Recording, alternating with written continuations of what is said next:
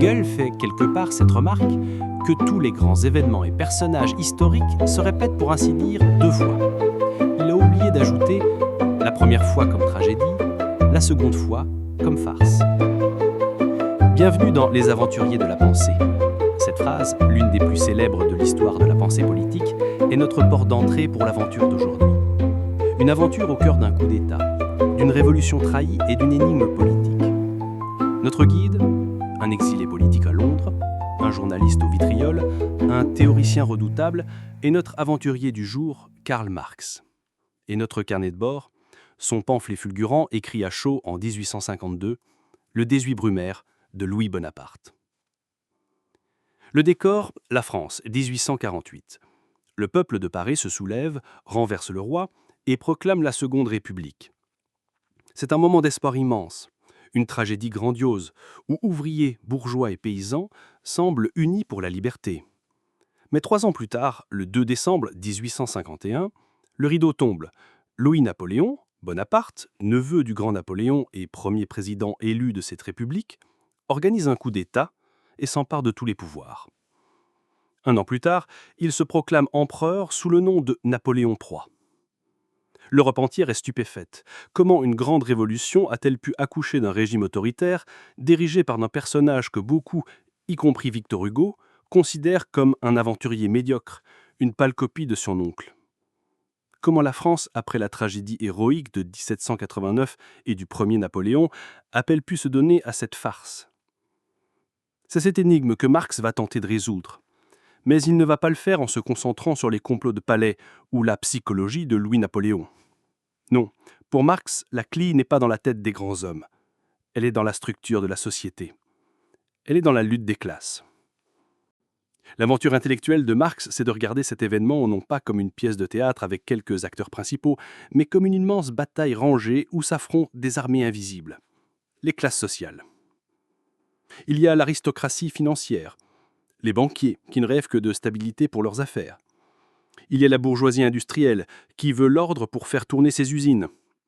Il y a le prolétariat, les ouvriers des villes, qui ont fait la révolution pour obtenir des droits sociaux, mais qui se font écraser dans le sang en juin 1848. Et puis, il y a la classe la plus nombreuse et la plus mystérieuse, la paysannerie parcellaire. Imaginez ces paysans. Ils sont des millions de petits propriétaires, chacun attaché à son lopin de terre, son champ de patates. Ils sont isolés les uns des autres, comme des pommes de terre dans un sac, dit Marx dans une image célèbre. Ils forment une classe immense, mais ils ne peuvent pas s'organiser, pas parler d'une seule voix. Ils sont méfiants envers les ouvriers des villes et les bourgeois qui augmentent leurs impôts. Qui peut les représenter?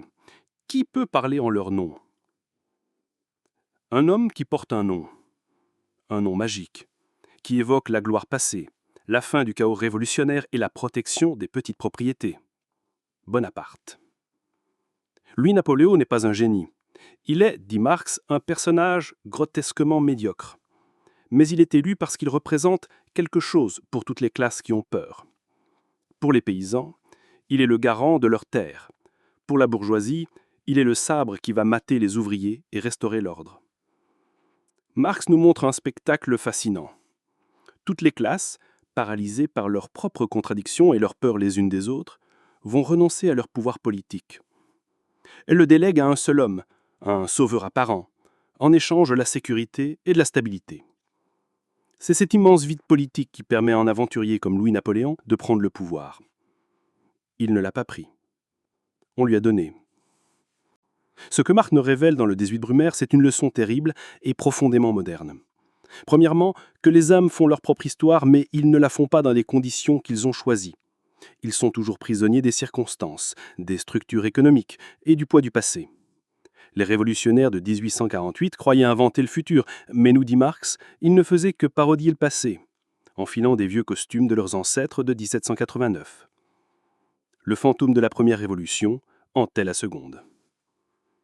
Deuxièmement, il nous montre que dans les moments de crise profonde, quand la lutte des classes paralyse la société, la porte s'ouvre pour des régimes autoritaires. Le désir d'ordre peut devenir plus fort que le désir de liberté. Lire le 18 Brumaire aujourd'hui, c'est donc bien plus qu'une leçon d'histoire.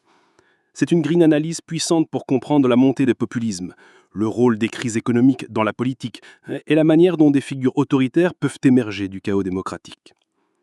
C'est une aventure intellectuelle qui nous apprend à garder sous la surface des événements, pour y déceler les sources profondes qui animent la société.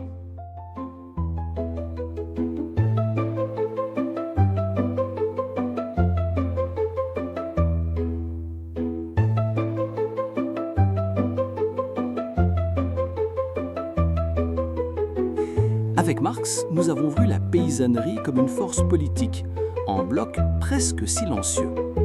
Mais que se passe-t-il dans la tête, dans le cœur d'un paysan déraciné, forcé de quitter sa terre pour un nouveau monde? Comment vit-il ce bouleversement? C'est précisément cette aventure que nous vivrons dans notre prochain épisode. Nous quitterons la grande théorie pour devenir des archéologues de l'âme humaine. Nous suivrons William Thomas et Florian Znaniecki dans leur enquête monumentale « Le paysan polonais en Europe et en Amérique ». Grâce à des milliers de lettres personnelles de journaux intimes, nous découvrirons de l'intérieur le choc de l'immigration et la manière dont des individus ordinaires reconstruisent un monde quand le leur s'est effondré. D'ici là, quand vous regarderez l'actualité politique, demandez-vous « Quelle tragédie est en train d'être rejouée comme une farce ?»